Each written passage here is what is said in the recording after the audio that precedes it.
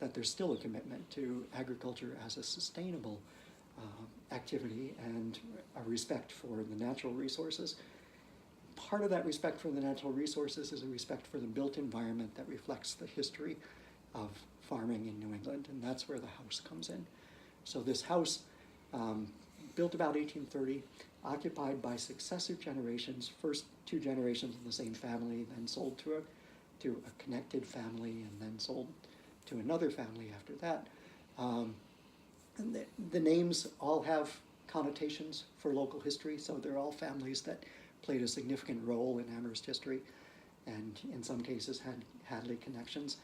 But it's not so much the names that are important. It's what these specific families represent in terms of what was going on in the area, and how the changes in the use of the farmland and the improvements that were made in the farmhouse over time reflect the changing trends and the changing demands of the community as a whole. So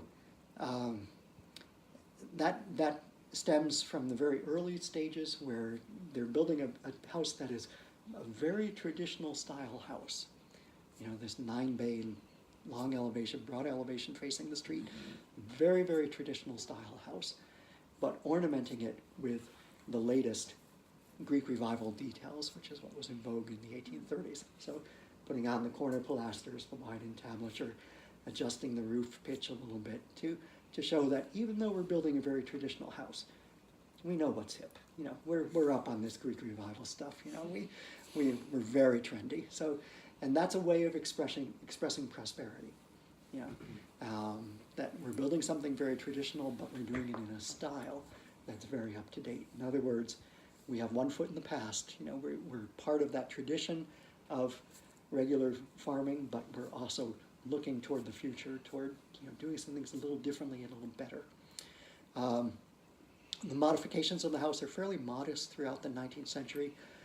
It's clear that at some point they brought plumbing into the house. It's clear that at some point they brought electricity into the house. But the big changes come right after 1900, when the Dickinson family owned the house. And they clearly spent a lot of money upgrading the house. So the 1-story wing or 1.5-story wing that had been attached to the back of the house was partially removed and rebuilt as a full 2-story wing. And all of that varnished woodwork that you see in the house is all from that renovation, probably 1910 or so. New floors in a number of areas, a reconfiguration of the staircase, a number of improvements throughout that period. There's probably more money spent on the house in that decade than had been spent on it in any of the previous 70 years. So that's when they really invested in the house. Or any of the subsequent 70 or years. Perhaps any of the subsequent. And that's not surprising. We see that trend in a lot of the houses in Amherst and Hadley, that the houses are only houses. They descend through the family. Nobody thinks much about them. They respect them as an old house, but basically it's the family's old homestead, and nobody puts a lot of money into it until a new, younger generation comes in and they say, this old thing is falling apart. If you're going to keep it, we've got to really invest in it. And that's what they did. So the portico on the front, the colonial revival style details on the outside of the house, those all date from that Dickinson ownership around 1910. The Jekanowskis, when they wound up in the farm, made their own improvements. And one of the constant concerns with any farmhouse is, how can I make it require as little maintenance as possible? Because all of your time is spent on the farm. That's what produces your income.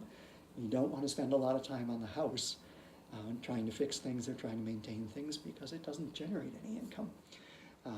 It was converted to a 2-family house, first during the war, and then stayed as a 2-family house for some years after the war.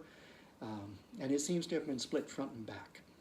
So that 1910L, the 2-story 1910L seems to have been one house, and the front half, the old 1830s house, seems to have been the other household. Really? Are you sure of the way the plumbing is? Well, it's hard to tell because the plumbing's been switched around a lot. But from what we can see in the descriptions, I see no evidence of any plumbing in that front We don't see now, and we don't know how clean a division it was. But there's also that picture that's in Pat's book of that L, Mm-hmm. additional L to the north. There was a north L, Which right, would have been, right. But I don't think it was two-family at that point. um, So I think that north L came off when the Dickinson family raised the rear L. So as I say, it's a little hard to tell because, certainly the house is occupied. We haven't been able to tear everything apart. But it's also clear that there have been lots of reconfigurations over the years.